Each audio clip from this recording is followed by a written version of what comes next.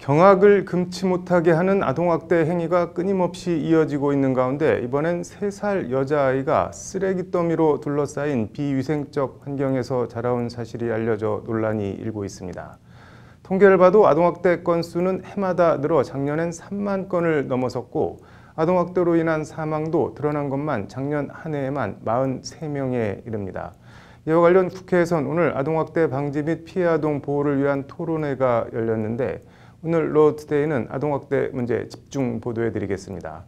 먼저 장한지 기자가 최근 큰 논란이 됐던 아동학대 사례들을 전해드립니다. 서울 휘경동의 한 주택입니다. 마당인지 통로인지 모를 곳에 발 디딜 틈도 없이 쓰레기가 잔뜩 쌓여 있습니다.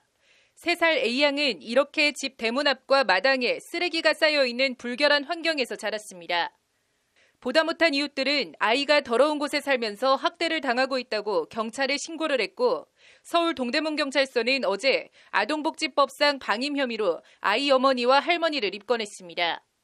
아이 할머니는 아이에게 소리를 지른 적은 있지만 때린 적은 없다는 취지로 진술한 것으로 전해졌습니다. 경찰은 집에 아이와 삼촌 등 다른 가족들이 더 거주하고 있었던 만큼 추가 조사를 통해 아동 학대 여부를 확인해 피해자를 특정할 계획입니다.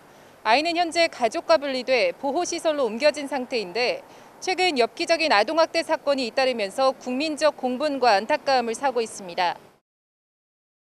충남 천안에선 초등학교 3학년 9살 비군이 43살 계모에 의해 여행용 가방에서 7시간 동안 갇혀있다 숨지는 안타까운 일이 벌어졌습니다. 비군은 가방에 갇혀있는 7시간 동안 음식은 물론 물을 먹지도 못했고 다장기 부전증으로 인한 심폐정지로 숨졌습니다. 계모는 경찰 조사에서 게임기를 고장낸 것에 대해 거짓말을 해 훈육 차원에서 그런 것이라고 진술한 것으로 전해졌습니다. 비군은 어린이날이었던 지난 5월 5일에도 머리를 다쳐 병원 치료를 받았는데 당시도 학대 정황이 있어 계모가 조사를 받았지만 별다른 조치는 없었습니다. 검찰은 살인의 고의가 있다고 보고 지난달 29일 계모를 아동학대치사죄가 아닌 살인죄를 적용해 구속기소했습니다. 경남 창녕에선 의붓아버지와 친모에 의한 엽기적인 아동학대 사건이 발생해 전 국민의 공분을 샀습니다. 9살 C양이 짐승처럼 쇠사슬에 묶여 지냈는가 하면 밥도 제대로 안 주면서 상습적으로 폭행을 당한 겁니다. 심지어 달궈진 쇠젓가락으로 발등이나 발바닥을 지지는가 하면 집을 나가겠다고 하자 프라이팬으로 손바닥을 지지는 등 엽기적인 학대를 당했습니다. 가까스로 집을 탈출해 경찰에 구조된 C양은 구조 당시 편의점에서 14,000원어치의 빵과 소시지, 편의점 도시락, 우유 등을 20분 만에 허겁지겁 먹어치워 주위를 안타깝게 했습니다.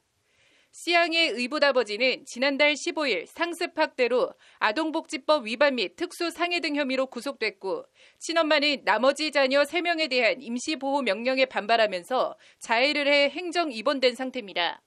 훈육 차원의 체벌 정도가 아니라 아동학대가 엽기적인 방법으로 잔혹해지고 있는 양상을 보이고 있는 겁니다. 상당히 좀 잔혹한 것 같아요. 아동학대의 정도가 좀 더 심각해지는 것 같고 잔혹해지는 것 같다. 그것이 경제적인 문제라든지 실직이라든지 또 여러 가지 가정 환경의 문제가 부모들의 어떤 그 문제가 아이들을 아동치사까지 올라가는 경우가 있는 경우도 있고. 이와 관련 지난 3일 인천지법에선 의붓아버지가 5살 난 의붓아들을 목검으로 때려 숨지게 하는 걸 방치한 친모 25살 D씨가 아동학대 치사 등 혐의가 유죄로 인정돼 징역 5년이 선고됐습니다.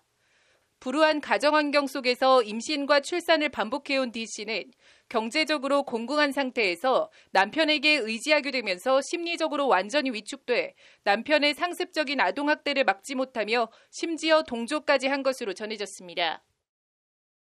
주로 있어 왔던 건데 정에서 80%가 일어나고 77%가 부모에 의해서 일어나기 때문에 가정 내에서 은폐돼서 신고가 안 해주면요 누가 그걸 알 수가 없거든요. 아동학대 확인 사례 건수는 지난 2014년 1027건에서 2017년 22,367건으로 2만 건대 숫자로 올라가더니 지난해엔 3만 70건으로 3만 건대를 넘어섰습니다. 덩달아 지난 2014년 14명, 2015년 16명이었던 아동학대 사망자 수는 2016년 36명으로 2배 이상 늘었고 2017년 38명에서 2018년 28명으로 잠시 감소했다가 지난해 다시 43명으로 껑충 늘었습니다. 2014년부터 2019년까지 6년간 확인된 것만 175명의 아동이 학대로 목숨을 잃은 겁니다. 아동보호 전문기관에 신고되지 않은 것까지 감안하면 아동학대 사망 사건이 알려진 것보다 훨씬 더 많을 것으로 추정됩니다. 아동학대의 또 다른 문제는 학대가 학습되며 대물림된다는 겁니다. 2018년 한국보건사회연구원 통계를 보면 가정폭력 가해자 10명 가운데 9명이 어린 시절 폭력 피해를 경험한 것으로 나타났습니다. 여러 가지 아동학대 사건들을 보면서 사실 이런 문제들이 한번 이제 발생하면 그때만 뉴스에 나오고 그 이후 이 문제들이 어떻게 해결되는가라고 하는 부분들이 사실 제대로 모니터링 되지 못한 부분도 있습니다. 그래서 이번에 토론회를 지금은 많이 근절됐지만 맞으면서 배운다고 군대 폭력을 당한 후임병이 선임병이 되면 똑같이 군대 폭력을 되풀이하는 것처럼 가정폭력도 학습되면서 되풀이되는 경향이 숫자로도 나타나고 있는 겁니다.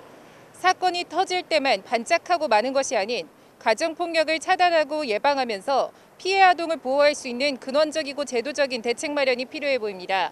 법률방송 장은지입니다.